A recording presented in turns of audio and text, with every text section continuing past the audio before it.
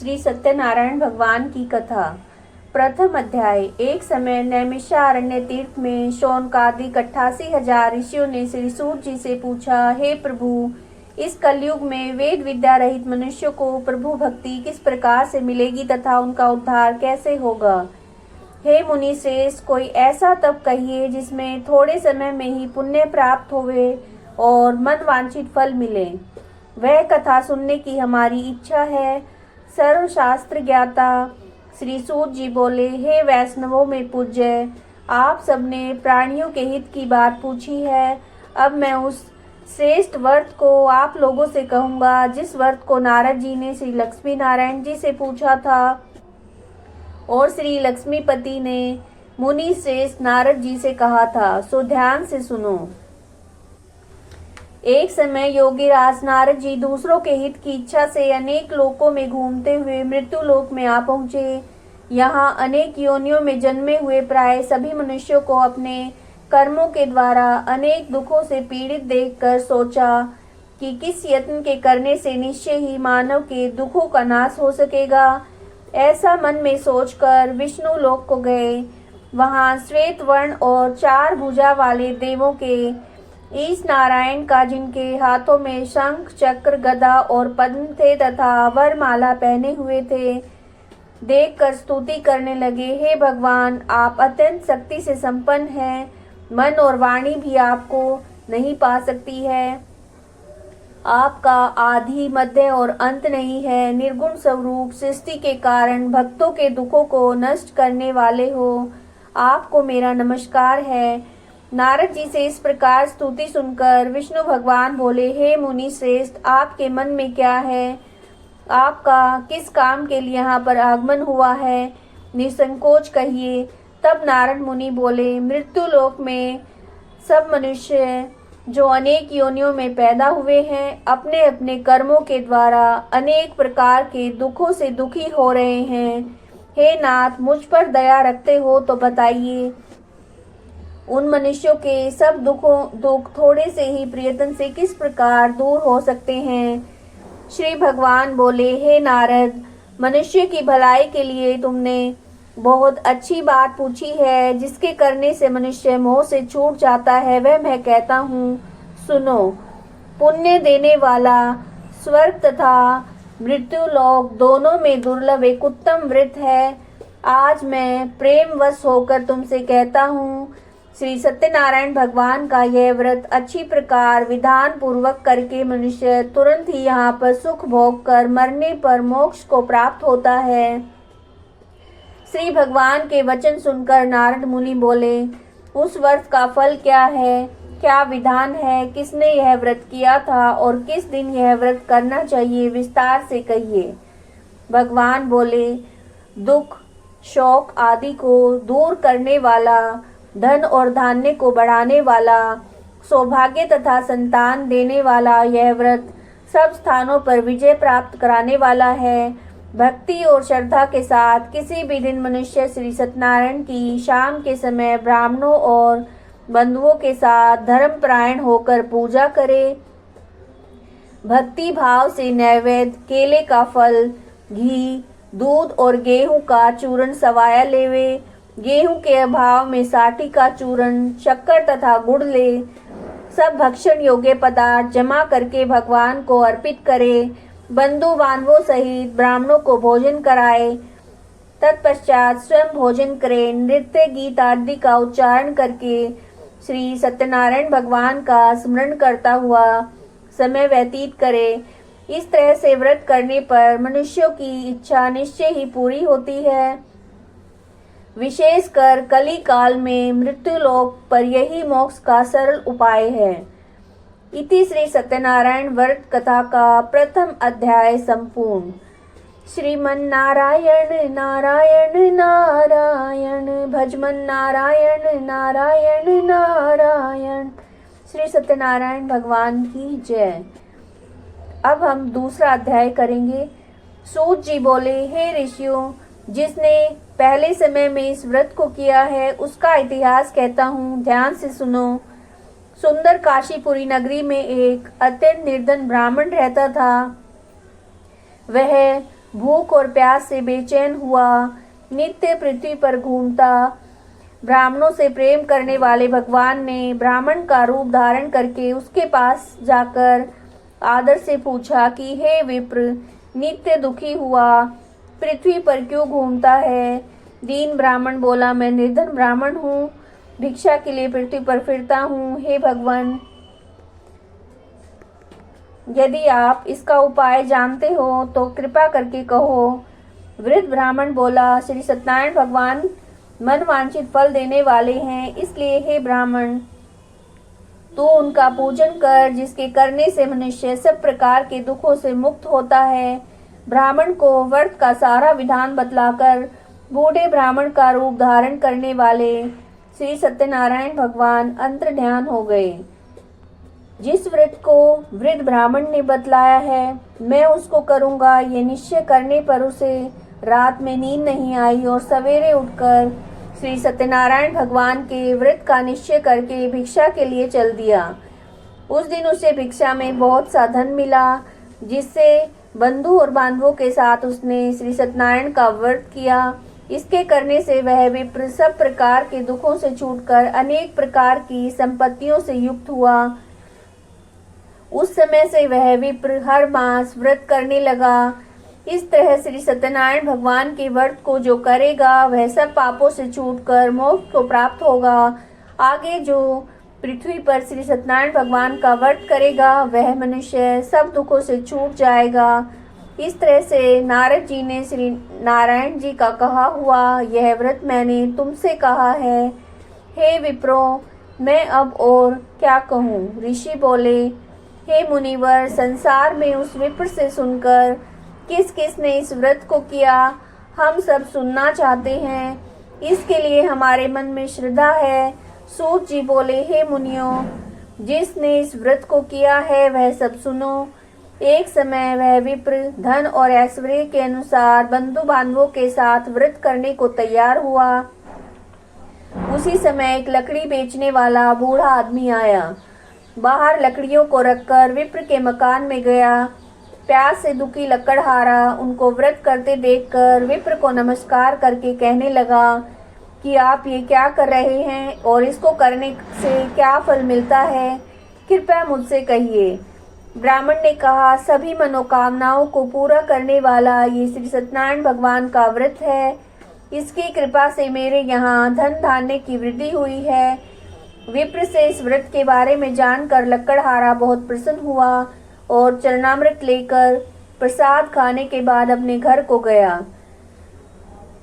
लकड़हारे ने मन में इस प्रकार संकल्प किया कि आज शाम लकड़ी बेचने से जो भी मुझे धन मिलेगा उससे मैं श्री सत्यनारायण भगवान की उत्तम व्रत को करूंगा। और मन में ऐसा विचार करके वह बूढ़ा आदमी लकड़ियां अपने सिर पर रखकर जिस नगर में धनवान लोग रहते थे ऐसे सुंदर नगर को गया। उस रोज वहां उसे लकड़ियों के जो दाम हैं पहले दिनों से 4 गुना अधिक मिले। बूढ़ा लकड़हारा पैसे लेकर बहुत प्रसन्न होकर पके हुए केले की फली, शक्कर, घी, दूध, दही, गेहूं का चूर्ण इत्यादि श्री सत्यनारायण भगवान के व्रत की कुल सामग्री लेकर अपने घर को गया। फिर उसने अपने बंधु बांधवों को बुलाकर विधि पूर्वक भगवान जी का पूजन और व्रत किया। उस व्रत के प्रभाव से बूढ़ा लकड़हारा धन पुत्र आदि से युक्त हुआ और संसार के समस्त सुख भोग कर बैकुंठ को चला गया। इति श्री सत्यनारायण व्रत कथा द्वितीय अध्याय संपूर्ण। श्रीमन नारायण नारायण नारायण, भजमन नारायण नारायण नारायण। श्री सत्यनारायण भगवान की जय। तीसरा अध्याय। सूत जी बोले, हे शेष मुनियों, अब आगे की कथा कहता हूँ। पहले समय में उल्कामुख नाम का एक बुद्धिमान राजा था। वह सत्य वक्ता और जितेंद्रिय था। प्रतिदिन देव स्थानों को जाता था, गरीबों को धन देकर उनके कष्ट दूर करता था। उसकी पत्नी कमल के समान मुख वाली और सती साध्वी थी। भद्रशिला नदी के तट पर उन दोनों ने श्री सत्यनारायण भगवान का व्रत किया। उस समय वहां एक साधु नामक वैश्य आया। उसके पास व्यापार के लिए बहुत सा धन था। राजा को व्रत करते देखकर वह विनय के साथ पूछने लगा कि हे राजन, भक्ति युक्त चित्त से आप ये क्या कर रहे हैं? मेरी सुनने की इच्छा है तो आप मुझे बताइए। राजा बोला, हे साधु, मैं अपने बंधुओं के साथ पुत्र आदि की प्राप्ति के लिए एक महाशक्तिमान श्री सत्यनारायण भगवान का व्रत और पूजन किया जा रहा है। राजा के ऐसे वचन सुनकर साधु आदर से बोला, हे राजन, मुझसे इसका सब विधान कहो, मैं भी आपके कहे अनुसार इस व्रत को करूंगा। मेरी भी कोई संतान नहीं है और मुझे ऐसा विश्वास है कि ऐसा करने से निश्चय ही होगी। राजा से सारी विधि सुनकर व्यापार से निवृत्त होकर वो आनंद के साथ घर गया। साधु ने अपनी स्त्री से संतान देने वाले उस पवित्र व्रत का वर्णन सुनाया और कहा कि जब मेरी संतान होगी तब मैं इस व्रत को करूंगा। साधु ने ऐसे वचन अपनी स्त्री लीलावती से कहे।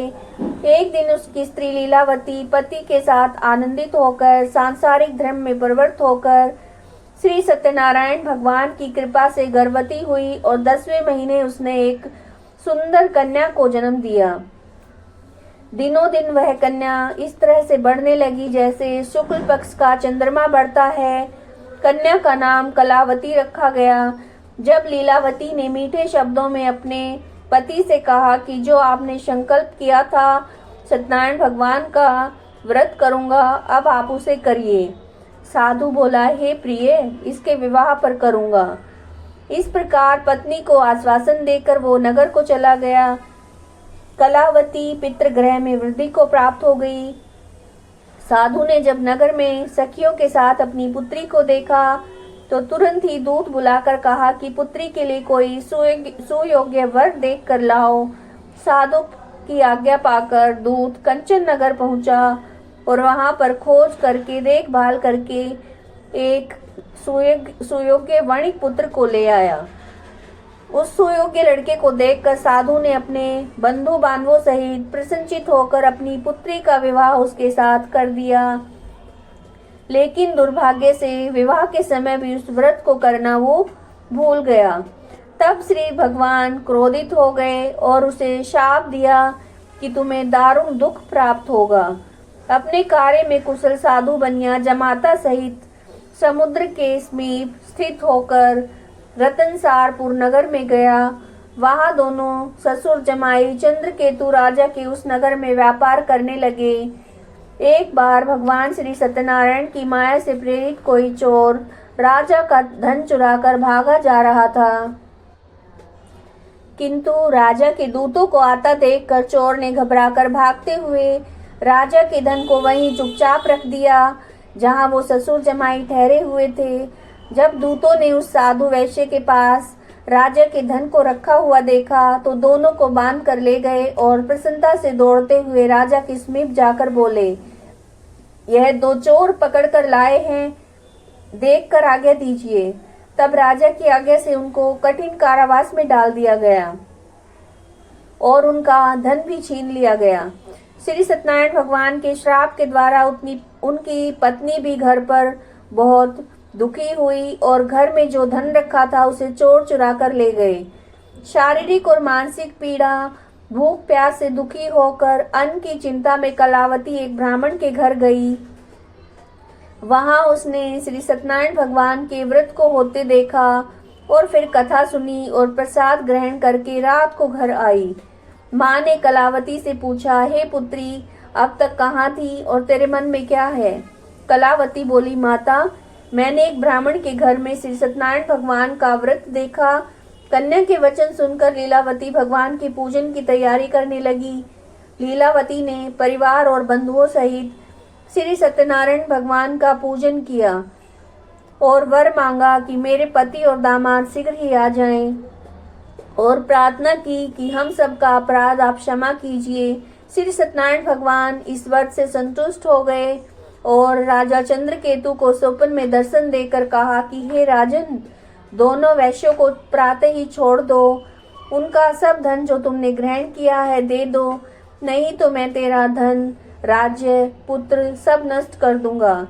राजा से ऐसा वचन कहकर भगवान अंतर्ध्यान हो गए और प्रातःकाल राजा चंद्रकेतु ने सभा में अपना स्वप्न सुनाया। फिर दोनों वाणिक पुत्रों को कैद से मुक्त करके सभा में बुलाया। दोनों ने आते ही राजा को नमस्कार किया। राजा मीठे वचनों से बोला, हे महानुभावों, भाग्यवश ऐसा कठिन दुख तुम्हें प्राप्त हुआ है, अब तुम्हें कोई भय नहीं है। ऐसा कहकर राजा ने उनको नए नए वस्त्र आभूषण पहनाए। जितना धन लिया था उससे दुगना धन उनको देकर आदर के साथ विदा किया। दोनों वैश्य अपने घर को चल दिए। यह श्री सत्यनारायण भगवान के व्रत की कथा का तीसरा अध्याय था। श्रीमन नारायण नारायण नारायण, भजमन नारायण नारायण नारायण। जय हो श्री सत्यनारायण भगवान की। अब हम चौथा अध्याय कहेंगे। सूत जी बोले, वैश्य ने मंगलाचार करके यात्रा आरंभ की और अपने नगर को चल दिए। उनके थोड़ी दूर निकलने पर ही दंडी वेशधारी श्री सत्यनारायण से उनसे पूछा कि हे साधु, तुम्हारी नाव में क्या है? अभिमानिक वणिक हंसता हुआ बोला कि हे दंडी, आप क्यों पूछ रहे हो? क्या धन लेने की इच्छा है? मेरी नाव में तो बेल और पत्ते भरे हैं। वैश्य का कठोर वचन सुनकर भगवान ने कहा, तुम्हारा वचन सत्य हो। दंडी ऐसा वचन कहकर वहां से दूर चले गए। कुछ दूर जाकर समुद्र के किनारे बैठ गए। दंडी के जाने पर वैश्य ने नित्य क्रिया करने के बाद नाव को ऊंची उठी देखकर अचंभा किया। नाव में बेल और पत्ते आदि देखकर मूर्छित होकर जमीन पर गिर पड़ा। फिर मूर्छा खुलने पर वह अत्यंत शोक प्रकट करने लगा। तब उनका दामाद बोला, आप शोक न करें, ये दंडी का शाप है, अतः उनकी शरण में चलना चाहिए, तभी हमारी मनोकामना पूरी होगी। दामाद के ऐसे वचन सुनकर वो दंडी के पास पहुँचे और भक्ति भाव से नमस्कार करके बोले, मैंने जो आपसे असत्य वचन कहे थे उनके लिए हमें क्षमा कीजिए। ऐसा कहकर महान शोकातुर होकर रोने लगे।